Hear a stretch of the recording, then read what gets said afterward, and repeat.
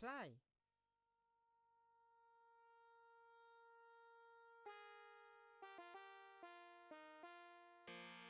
Hello Sorax Spacers. So, we're playing Back to the Future Part 3 today, or Back to the Future 3 as I prefer to call it. As I alluded to in my Cyberdeck video, the latest Sorax Space review, I completed the first level of this game as a kid. And the reason I state that as a boasting fact is that it's known as one of the hardest first levels in computer game history. Whether you agree with that or not, whether I agree with that or not, I'm not sure, but I know that it was very tough, and I'm going to revisit it now. So, here we go, let's try it out. I haven't played this in a very long time, so this video may last either 5 minutes, oh there we go, this video, knocked over already, this video may last either 5 minutes or 5 hours, but either way I'm going to complete it in this video, no matter how long it takes. So basically you have to avoid all of the obstacles as Doc Brown on the horse, and you occasionally get this guy shooting you, in which you just have to dodge the bullets and then shoot afterwards. I believe is the optimal tactic for that one. So you sort of jump over the gaps, you duck under the rocks, well you're supposed to duck under the rocks, shoot these sort of tomahawk things, and duck under the ones that fly over your head. And it looks a lot easier than what it actually is. But I do remember it being tough as a kid, definitely. I did struggle with it quite a lot, but I did beat it eventually. And I don't think it's actually, maybe it's probably overstated its difficulty. It is tough, but hard, hardest level ever. I'm not sure, because once you you get the hang of it, from what I remember anyway, and you sort of memorise the track as it were, it's not too difficult. There are probably more difficult stages out there in computer games, but for a first level it definitely hits you as soon as you start a game up. You expect the game to ease you into the gameplay, and it progressively gets harder, but this is very difficult right from the off. Which, I don't mind games being difficult. I prefer that than really easy. But let me know what you think about game difficulties in the comments below, because sometimes it can be frustrating if it's... oh, there we go, we lost. Not bad for a first attempt though, and just talking and not even thinking about what I'm doing. Oh no, Marty, there she goes again.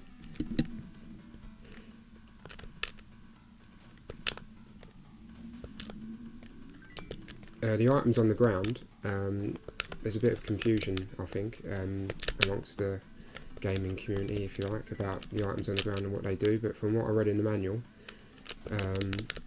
the clothes and items on the ground, they just give you bonus points, which we're not really interested in, are we? When the level is this difficult, you're not worried about your points, you're just worried about getting through the damn thing. So I wouldn't say they're worth picking up, but these things here, the bees and the clocks, and that's why you don't pick up the clothes, because you just you missed the jump, and that's really stupid of me.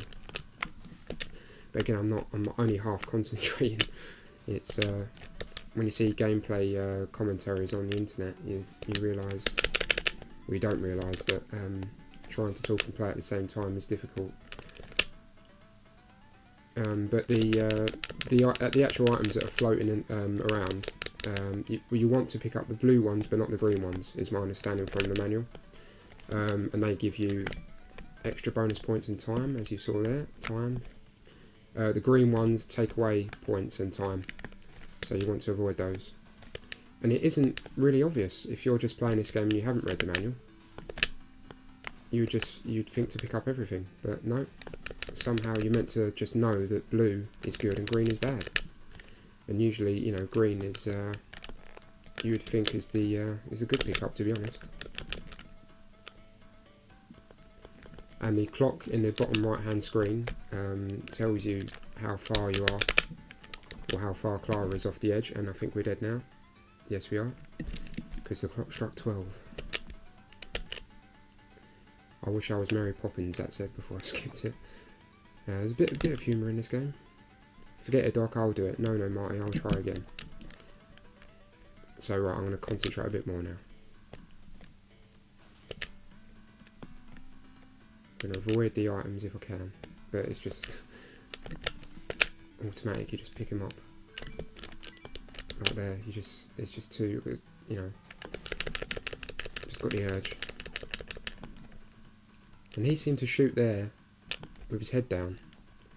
That's a bit sneaky. Because I can't do that. If you duck, you can't just, you know, duck and shoot at the same time, otherwise I'll be ducking and holding the shoot button and getting through it. And just jumping when necessary, it's not that easy.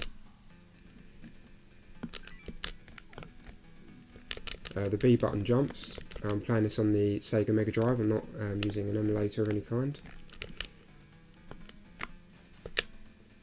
The A button shoots, and the C button picks up the items, which are of no use really, in terms of completing the level.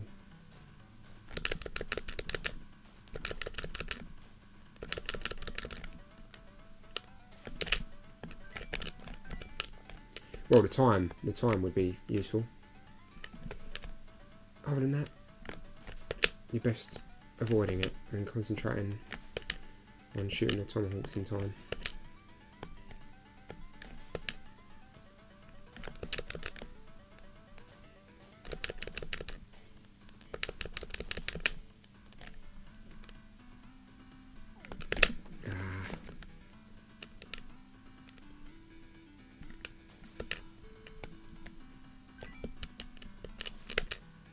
I'll say it looks easier.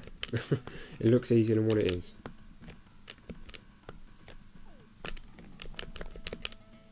And for those that haven't played it before, they'll probably think it doesn't look that difficult, and I can do it, but I tell you, it is quite tough. It does take a few goes. Or more. Usually more. I think the game's pretty self-aware that that's a really bad start. The game's pretty self-aware that you're going to be having a few goes at this before you do it. And as I say, it does hit you as soon as you start the game. And there are only 4 levels in this game, I believe, from memory. And they're all just key parts of the film, sort of in random orders.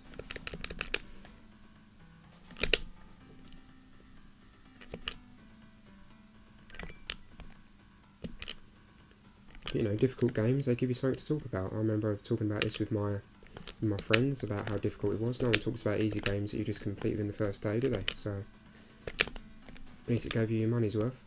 It's when games are broken or excessively difficult that I have a problem with. Like Cyberdeck, that's difficult for all the wrong reasons. It's difficult because it's poorly designed. This is just difficult because it's difficult. But, you know, it gives you a challenge. I'm just not sure about it being the first level, that's all. Because if you buy a game and you can't get past the first level, you feel a bit like you've wasted your money. You don't bother playing it anymore. Because you just get, in the end, just get too frustrated with it. And you think, I could be playing Sonic the Hedgehog 2. Which is what I did.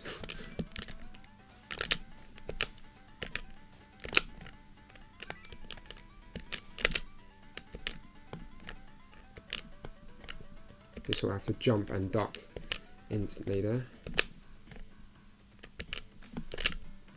And then... Oh, I did it! I did it, there you go. I thought that was going to be game over. But no, there you go, see? It didn't take that long at all. So, you know, hardest first level? Probably not, but it is tough. So I could play on, but I'm not going to, because this video is about the first level. So, thanks for watching. I hope you enjoyed it. Let me know if you've got any memories of Back to the Future 3 as a kid, or whenever. Maybe last week you played it, who knows.